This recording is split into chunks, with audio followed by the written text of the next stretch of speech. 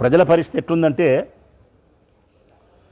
పాలిచ్చే ఆవును వద్దనుకొని తన్నే దున్నపోతుని తెచ్చుకున్నట్టుంది ప్రజల పరిస్థితి. పాలిచ్చే ఆవు లాంటి వాడు జగన్మోహన్ రెడ్డి గారి ప్రభుత్వం. ఆ ప్రభుత్వాన్ని వద్దన్నారు.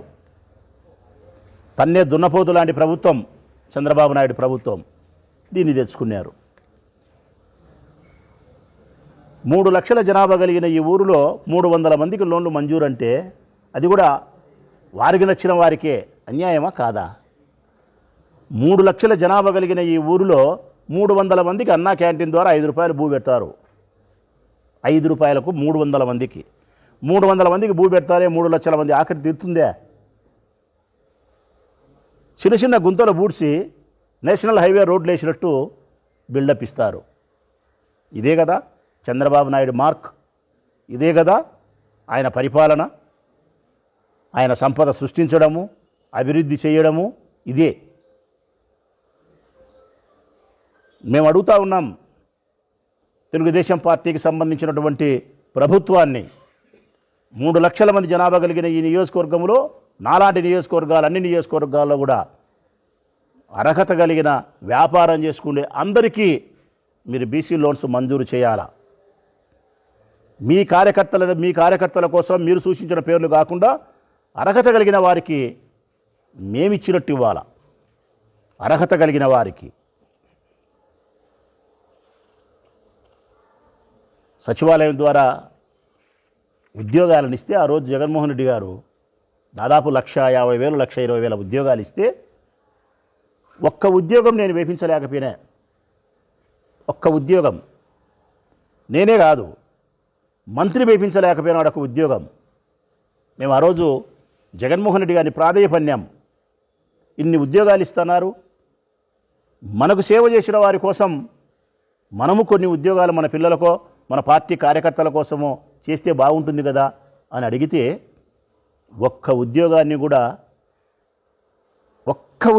కూడా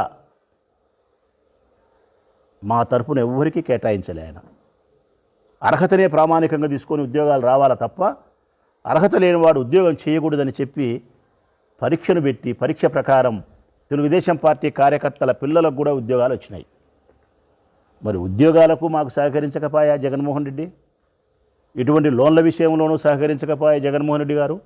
కార్యకర్తల కోసం, నాయకుల కోసం ఏమీ చేయలే ఆయన.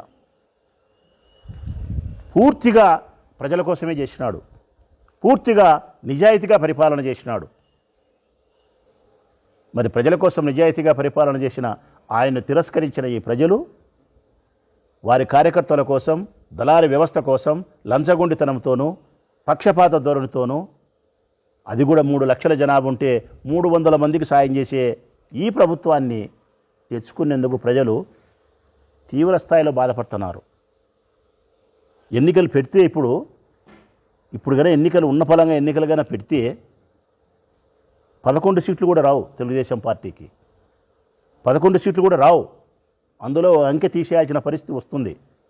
అంత వ్యతిరేకత ఉంది ప్రజలకు ఈ ప్రభుత్వం పైన.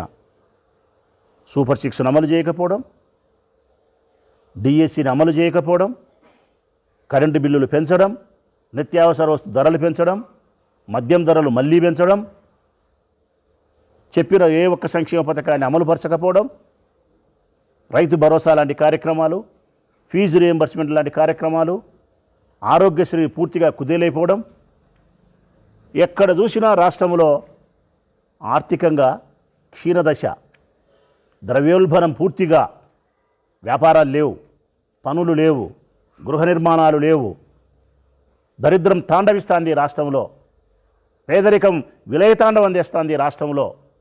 చంద్రబాబు నాయుడు ప్రభుత్వం వచ్చినప్పటి నుంచి పేదవారి జీవితాలలో 3 పూట్ల అన్నం తినడానికి కూడా బరువే పరిస్థితులు కనిపిస్తూ ఉన్నాయి. గతంలో అట్లా లేదు. ఏదో ఒక సంక్షేమ పథకం పేరుతో జగన్మోహన్ రెడ్డి గారు పేదవారిని, మధ్యతరగతి కుటుంబాలను సంరక్షించినాడు. పేదవారికి ఇచ్చిన సంక్షేమ పథకాల వలన మళ్ళీ మార్కెట్లోకి డబ్బు వచ్చింది, వ్యాపారాలు జరిగినాయి, అందరూ పచ్చగా ఉండగలిగినారు, సంతోషంగా ఉండగలిగినారు. ఆ వ్యత్యాసం ఈరోజు రాష్ట్ర వ్యాప్తంగా అందరికీ స్పష్టంగా కనిపిస్తూ ఉంది. అందుకే ఈరోజు ఎన్నికలు జరిగితే 11 సీట్లు కూడా రావు.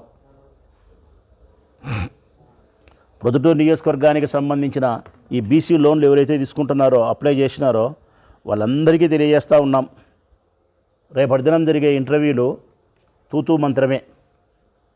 ఎమ్మెల్యే గారి ఆఫీసు నుంచి, వరదరాజిరెడ్డి గారి ఆఫీసు నుంచి ఏ జాబితా అయితే అధికారులకు అందుతుందో ఆ జాబితాలో ఉండబడిన వారికి మాత్రమే ఈ 300 మంది లోన్లు మంజూరవుతాయి.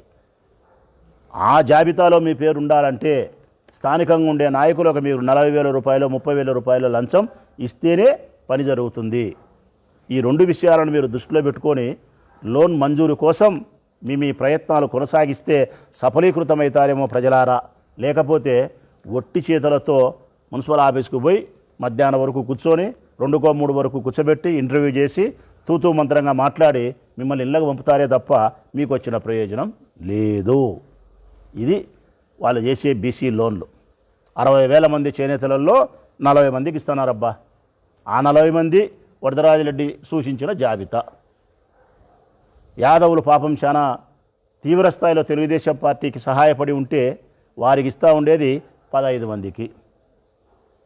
చేనేతలు పాపం పద్మశాలి కులస్తులందరూ కూడా చాలా తీవ్రస్థాయిలో తెలుగుదేశం పార్టీకి సపోర్ట్ చేసినారు. వాళ్ళకు వస్తూ అనేది 40 మందికి 60,000 మందిలో.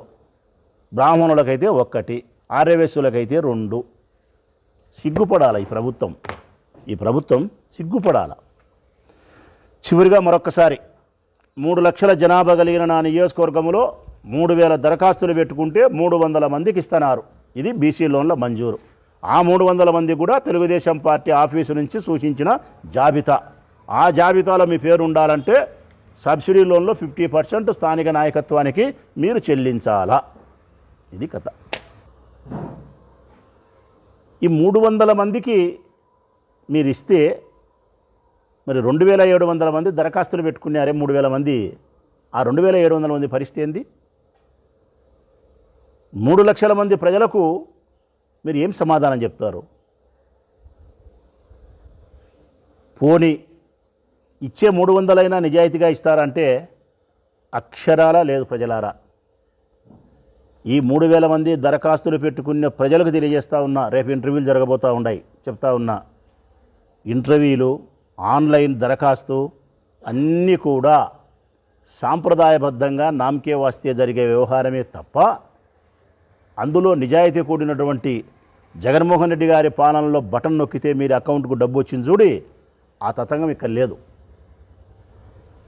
స్థానికంగా ఉండబడినటువంటి కౌన్సిలర్లు, నాయకులు కొన్ని పేర్లను తీసుకొని ఎమ్మెల్యే గారి ఆఫీస్కు పోతే ఎమ్మెల్యే గారికి నచ్చిన ప్రకారము స్థానిక నాయకుల యొక్క గౌరవం, విలువను దృష్టిలో పెట్టుకొని ఎన్నికలప్పుడు వారు వీరికి చేసిన విధి విధానాలను దృష్టిలో పెట్టుకొని ఇదిగో నీ వార్డుకు 1, నీ వార్డుకు 2 అని చెప్పి ఎమ్మెల్యే గారు ఎవరికైతే టిక్కేస్తారో వరదరాజిరెడ్డి గారు, ఆ టిక్కేసిన వారికి మాత్రమే ఈ లోన్లు మంజూరవుతాయి.